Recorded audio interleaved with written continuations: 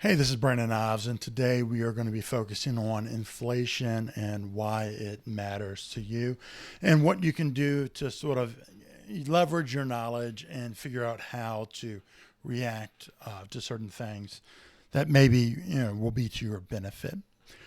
What is inflation? That's a big question right now, and I think that understanding what it is and how it affects you as an individual is important. Inflation refers to a sustained increase in the general price level of goods and services in the economy over time. Very simply, for example, if inflation is 2%, that means that the price of goods like milk, eggs, gas, bread, lumber, whatever it may be, increases by about 2% over a year. Same thing with services. So if you pay for an oil change or you pay somebody to mow your lawn over the course of a year, the price on that might go up 2%.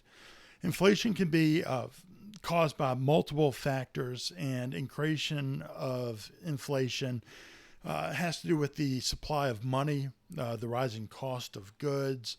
It can be external factors such as the exchange rates or international commodity prices, things like the oil production from Saudi Arabia and Russia, energy cost, and global OPEC changes and things like that. All of that can cause inflation to rise, or it also can, influence the cost of goods or services nationwide. Typically, what happens is that people associate uh, inflation to be a negative thing when it comes to, the price point of things like eggs, gas, lumber, milk, clothes, and services. Nobody wants to pay more for, whatever it may be. So, for example, if you're you have children, you're in childcare, nobody wants to pay more for childcare over the year. So, if you have inflation that jumps up 8% like it did in 2022, that's a big deal. And if you're not getting a raise or you're not increasing the money that you're producing, that is a strain on you and your family. So, inflation almost always is seen as a negative thing. But I want to start off by talking about what is positive about inflation. And some people may say there's nothing good about it, but I think that there are some reasons that inflation can be good. So, it obviously, delivery services and things like eating out have a compounding factor on inflation. But that also means that people often are getting paid more for the services they provide. And there are also some other benefits that can occur. So let's talk about the positive inflation sort of effects. Inflation encourages spending. Okay. So if I have the ability to go out and buy a truck, and Ford says the current price is $40,000 for that truck. If I know that in 6 months that truck is going to be $35,000, I'm incentivized to wait. If I know that the cost of that truck will go up over time, so in 6 months it's going to be $43,000, it encourages me to make that expense today and not wait for those types of purchases. And we see that on all types of things when it comes to maybe service goods, or when it comes to especially vehicles, when it comes to taking a trip. If the trip is cheaper today and the price is going to go up later on, it encourages me to buy that trip or take that trip, to buy the plane ticket, or to spend my money faster. So as inflation is growing, it encourages spending because we don't want to wait to purchase something because it will go up in price. Now, this is a good thing or a positive thing when it is limited. So if we have an inflation rate of, let's say, 1 to 2%, then we know things are going to increase steadily. So it encourages us to spend now for things like a truck. But it would be negative if it's going to be really high inflation or hyperinflation. So it does encourage spending, but it also is a negative if it goes, too fast. It boosts investments. So this is where If we know that people are going to be encouraged to spend, and they continue to spend more and more over time, we know that if we invest into a business, or we invest into the S&P 500 or other business ventures, the encouragement of spending causes growth, and growth can help boost the investments that we put in to our 401k, our Roth IRA, of different funds that maybe we do, of the S&P 500 fund, for an example, or if we just simply are investing in our own business. The impact on inflation can be a positive for growth. Now, it should also translate into more money as an employee, but we know that that doesn't always happen. So the increases in expenses that we have are often lagging behind on our personal growth as far as what we make as an employee. So, there is positive to investment, but there's also negative to that cost as well. Inflation can also increase exports. So when we have small, incremental, measured inflation over time, it can help us, have better leverage when it comes to exports. So the fact that our money increases will often encourage us to export more things at a more competitive price relative to the goods compared to other people. And that's a more complex reason, but it is a reason why inflation at times can be good, measured, slow inflation. It also reduces the debt burden. So, for example, I bought a house and my rate was, let's say, 3%.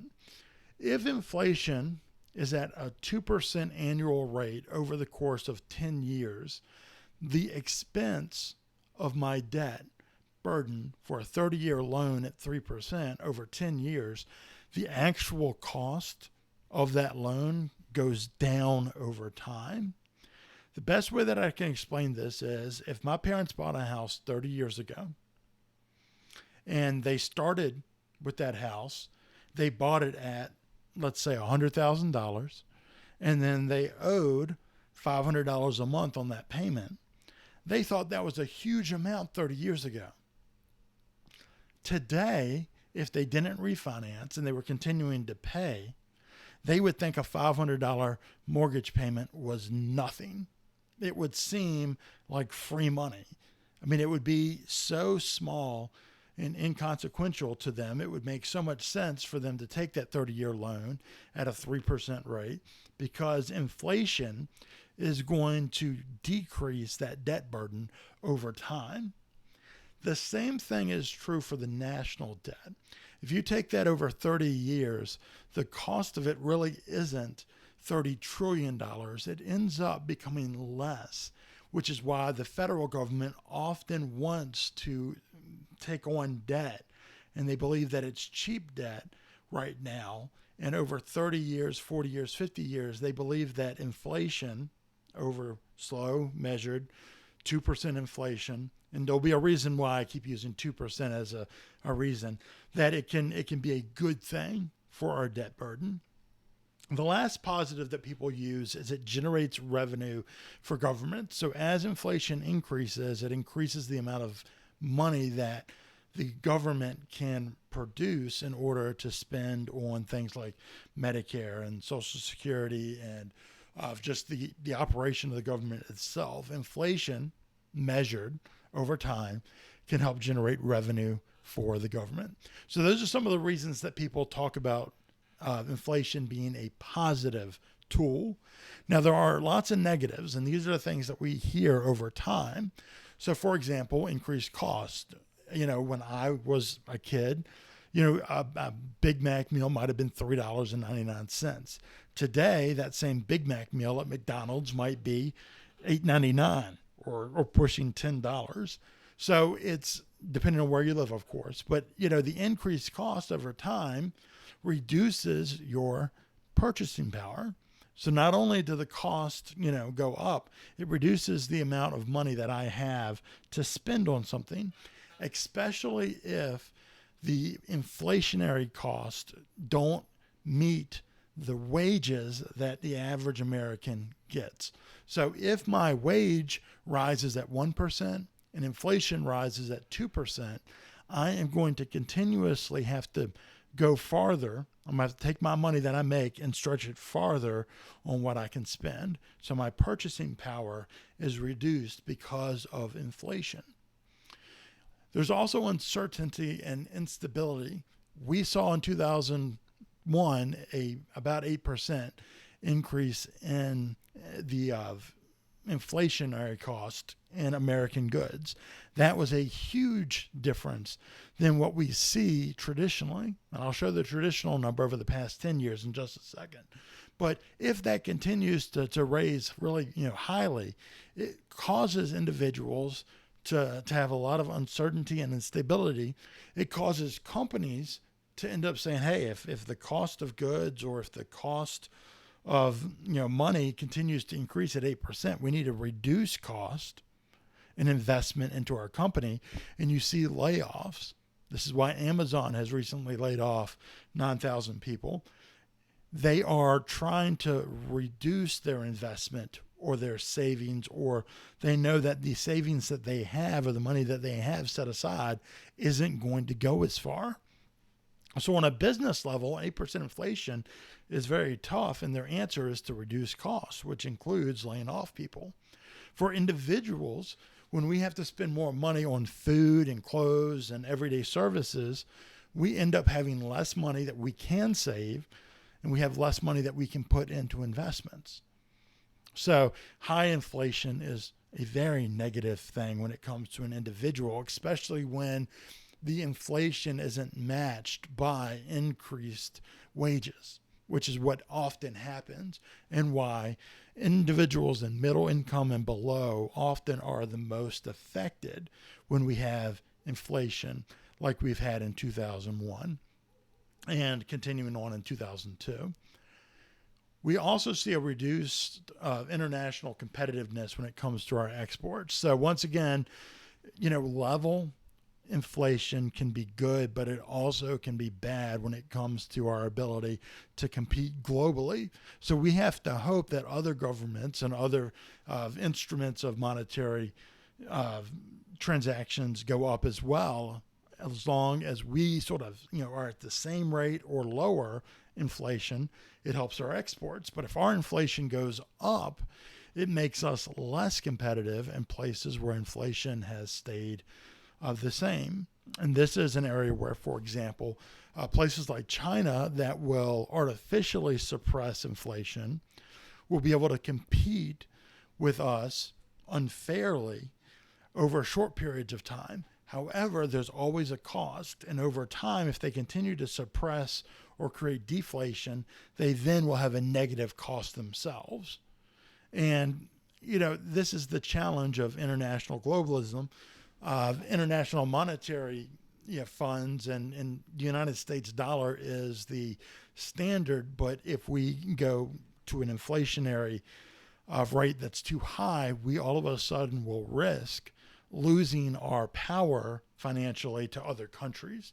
And that's a negative effect of inflation, especially hyperinflation. And the last thing is redistribution of wealth. So if wages remain the same or grow slowly, yet inflation grows at a higher level, we see the redistribution of wealth go to higher income earners or business owners or individuals like, I'm going to use three names, a Warren Buffett, a Bill Gates, a Elon Musk, or a Jeff Bezos. Those individuals will have more wealth created because inflation will help their businesses, but it will hurt individuals who are on a fixed income, retirees, or those who have a lower income or a mid-income level, because that increased cost will hurt them versus the power of their money to be able to purchase things. So that's a real issue.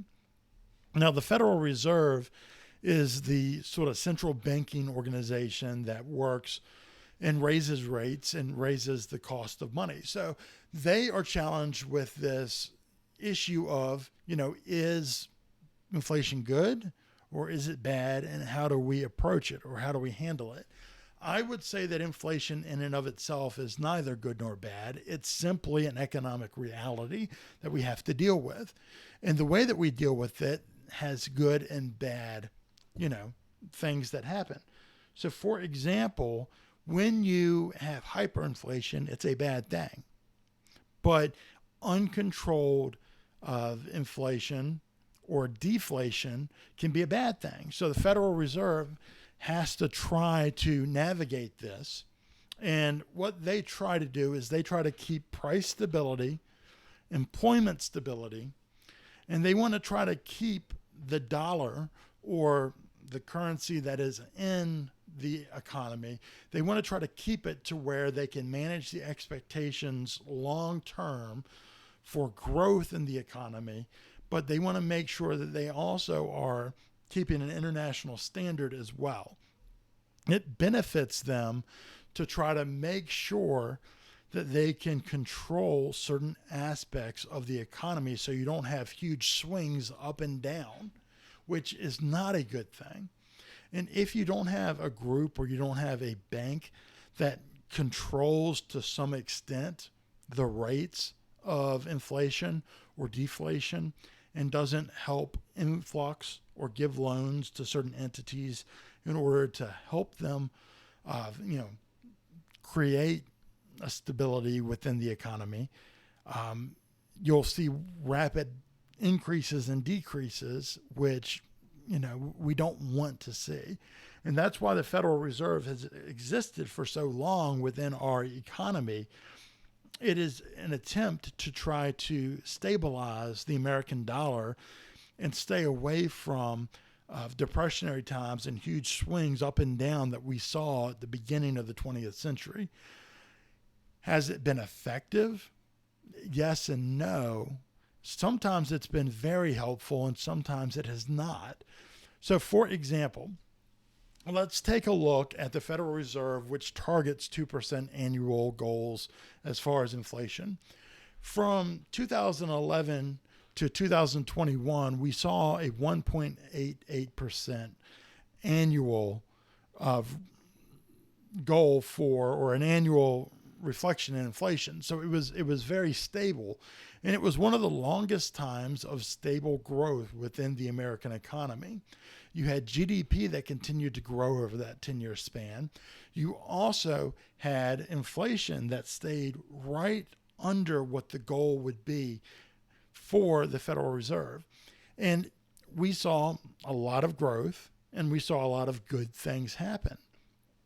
This also was at the end of a period where we had a pandemic. And in 2000, we saw a lot of our industries and service-based goods and workforce go into remote work, or we saw many shutdowns. And whether that was right or wrong, I think history will tell us.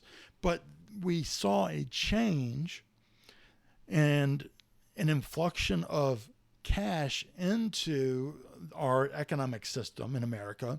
And all of a sudden in 2022, we saw an inflation rate jump to 8%. And you have to have that happen when you influx, trillions of dollars into the system. It's going to raise cost of goods.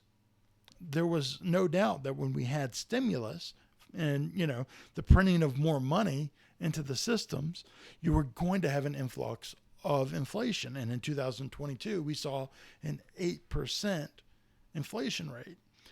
So the Federal Reserve has to try to challenge that, or to stop that. And they have tried by increasing of the cost of money, or the cost of borrowing money. So when you see federal interest rates rise, it's an attempt to try to cause inflation to go down. Everything has its cost. And when you print money, or when you try to stimulate the economy by spending, it will cause inflation. Whether that's good or bad is a perspective. And this isn't political. This is just trying to explain why inflation occurs and why the Federal Reserve target certain goals. So the 1.88% from 2011 to 2021 is pretty good. It has been, it helped investments grow. It helped the S&P and the stock market increase. It saw a lot of business growth. And then something like the pandemic happens, and then you see, we'll call it a natural disaster happen globally. And the American government put in stimulus and printed a lot of money and gave a lot of money to citizens, and it caused inflation to grow significantly. So now in response, the Federal Reserve is trying to limit that by increasing certain rates and pulling certain triggers that they can in order to try to keep inflation down. But historically, the last 20 years, we've had very low inflation, and we've had a very consistent rate of inflation over time. And some people would applaud the Federal Reserve for that. And then some people would say that it's been manipulation, and in some ways it has. They're trying to control inflation, and they're using the tools that they have to do it. Is that good or bad? I'm not really one to say, but it's the reality. So if we go to the next slide, we can talk about whether things are good or bad, but should inflation change your money strategy? At the end of the day, that is the question. It's not whether it's good or bad. It's going to be what it is. Inflation will happen. There'll be times when inflation jumps high. We have seen that in the 80s. We saw it in the 30s and 40s. The question is, should it change your money strategy? Not whether it's good or bad. Take it out of the moral discussion in your head and say, should it change my overall money strategy? And I think the answer to that is no. The short answer is no. You should continue to do the same things with your money over time. Growing your professional value and your career development and growing your income through those strategies should not change. Inflation should have no part in that. Saving money and investing regularly, the inflation rate should not change that. You should continue to grow your money and save your money. And you should budget. You should live within a sustainable lifestyle. You should buy things when the timing is right for you and not because you think that inflation will go up and down over time. And, the way that you handle money should not change. It should stay consistent. So ultimately, understanding inflation is a good thing, but it shouldn't change the habits that you have for your money. You should have habits that are consistent when inflation is high and when inflation is low. You should invest regularly when inflation is high and when inflation is low.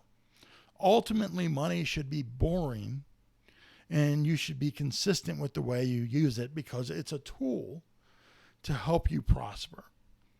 And whether we're in times of high inflation or low inflation, you should be consistent in the way that you treat your money and the way that you see these things. Hopefully that has helped you understand inflation a little bit better.